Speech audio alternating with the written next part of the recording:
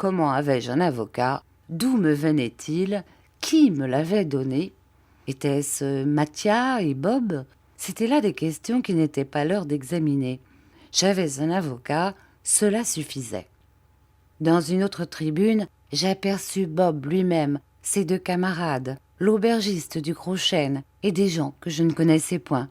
Puis dans une autre qui faisait face à celle-là, je reconnus le policeman qui m'avait arrêté. Plusieurs personnes étaient avec lui. Je compris que ces tribunes étaient celles des témoins. L'enceinte réservée au public était pleine. Au-dessus d'une balustrade, j'aperçus Mathia.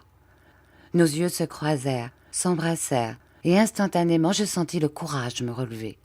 Je serais défendue. C'était à moi de ne pas m'abandonner et de me défendre moi-même.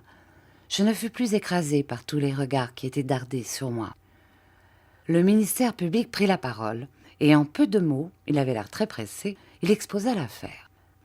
Un vol avait été commis dans l'église Saint-Georges. Les voleurs, un homme et un enfant, s'étaient introduits dans l'église au moyen d'une échelle et en brisant une fenêtre.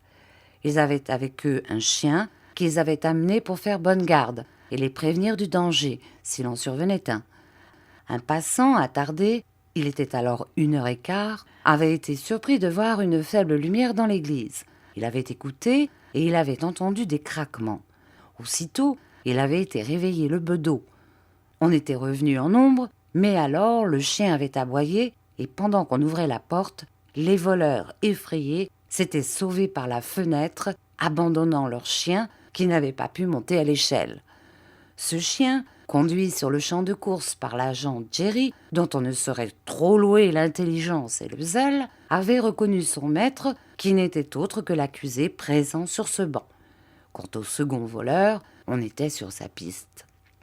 Après quelques considérations qui démontraient ma culpabilité, le ministère public se tut, et une voix glapissante cria « Silence !»